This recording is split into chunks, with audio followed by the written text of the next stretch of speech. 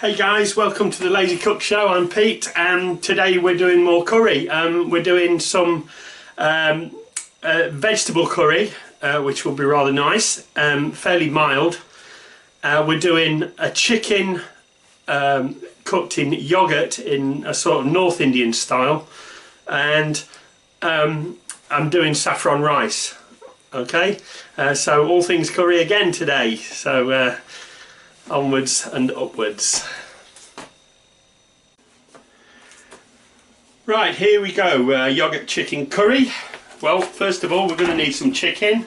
What I've got here is I've got about 1 kilo of chicken, which is about just over two and a quarter pounds of chicken. And what I've done is, these are chicken with bone in. It's quite important that you use bone in chicken. If you use breast, get your butcher to cut it through the bone for you. It's not authentic to do it any other way, and this is a beautiful dish, trust me. And having the bone in, it lends a lot of flavour to the meal itself. Okay, so what I've done there is they're chicken thighs and drumsticks chopped up, and even the thighs have been chopped into these sort of portions, so you've got a piece of flesh and the bony bit. So that's all chopped up, that's ready to go. Nice large peasanty pieces. The rest, the trinity of onions, garlic and ginger, this is what I call the Indian trinity. Onions, garlic and ginger, they are going in the blender along with some curry powder, the way I've cooked other curries.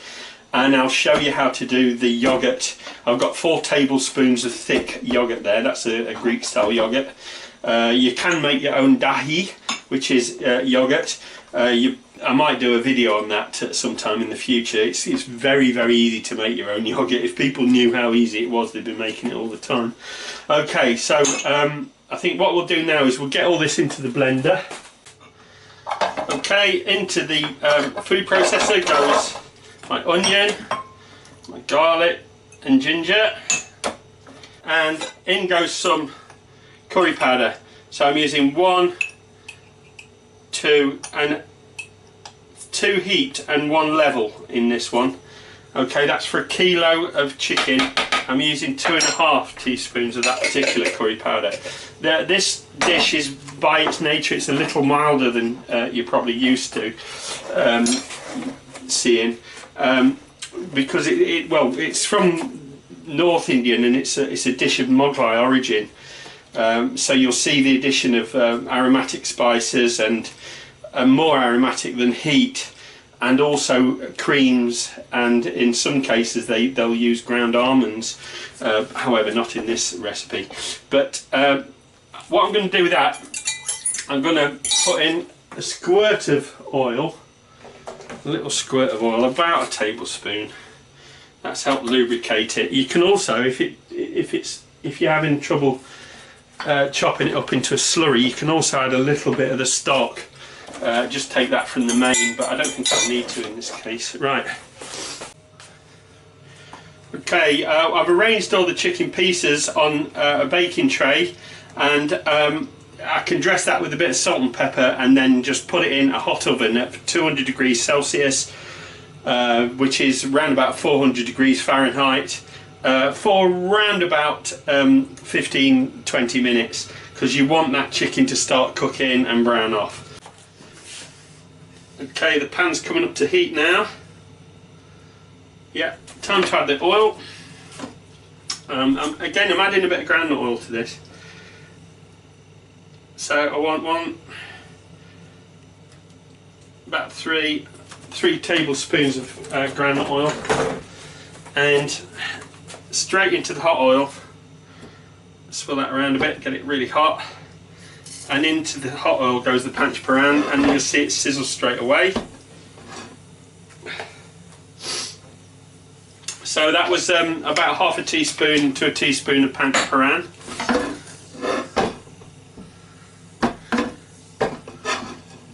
And that starts to sizzle. Give it a second, and in with the onions. Now, as soon as they go in,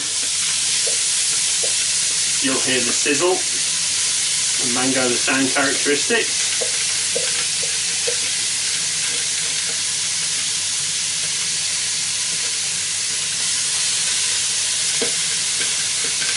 sizzling when you try to do the edits at the end.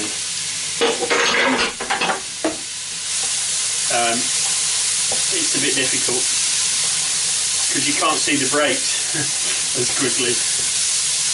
So that, again, as with all my Indian style curries, the onions, garlic, ginger and curry sauce mixture is going into the hot oil which has been sweetened with panch phoron.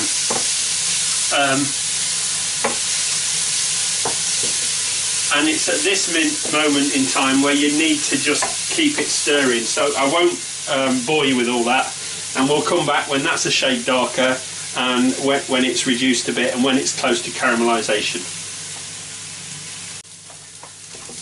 Okay, starting to smell the caramelisation. That's rather good. And we're at the stage now where we need to add the thing that makes this yoghurt chicken. We need to add the yoghurt. What we've got here is the thick yoghurt, and I'm going to add it 1 tablespoon at a time. Now the reason we do this is if you add it all at once, it will curdle, because it will lower the temperature of what's going on in this pan. So what we do is we're adding 1 tablespoon at a time and then bringing it up to temperature.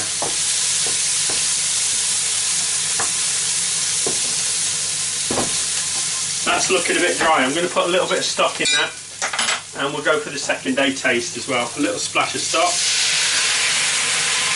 That's a little tiny splash of stock, not even half a cupful, and then we're letting that reduce again. It's just that yoghurt's rather thick. You can use ordinary plain yoghurt and it will do the job.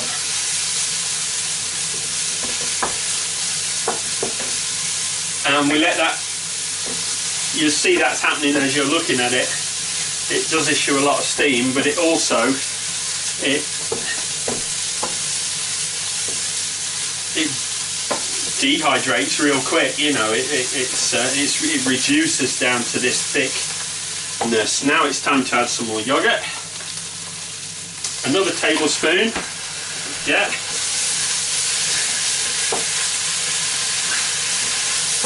Notice I'm adding even the stock I added in small amounts. I don't want to reduce the temperature going on in this pan too much. You want to keep it high at the moment. You want to keep it high at this time.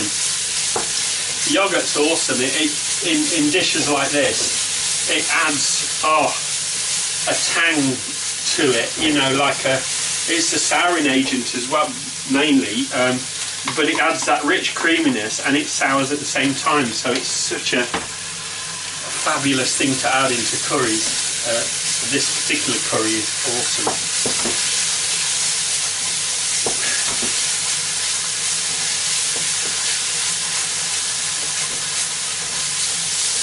So I'm using, in this case I'm using thick Greek yoghurt, but you don't need to.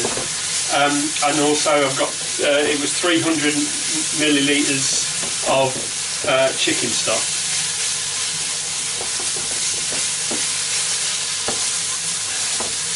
Okay, that's fried in, and I think we can get the rest of this in now. There we go. Don't waste not, want not. Have a taste just in case. And get that stirred in.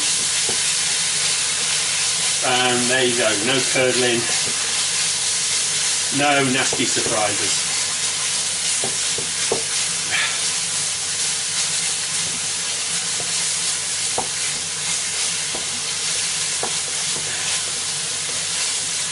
Right, add a bit more stock and reduce it for the second day taste. Look at that creamy looking sauce. Awesome. There we go.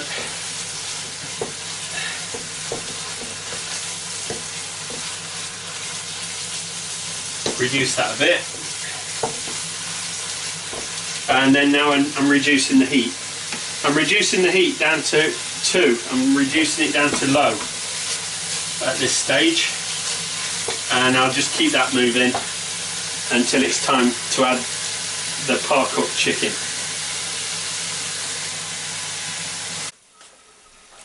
So while you're waiting for the chicken to brown, you might notice that dries off a little bit, so if it does, just add a little bit more stock at this point. Most of the stuff we need to do with the frying's done, and just add a bit of stock and let that simmer on low heat just while you're waiting for your chicken. Okay, time for the chicken. Chicken's coming out, and there we go. I'm going to lose a bit of that fat.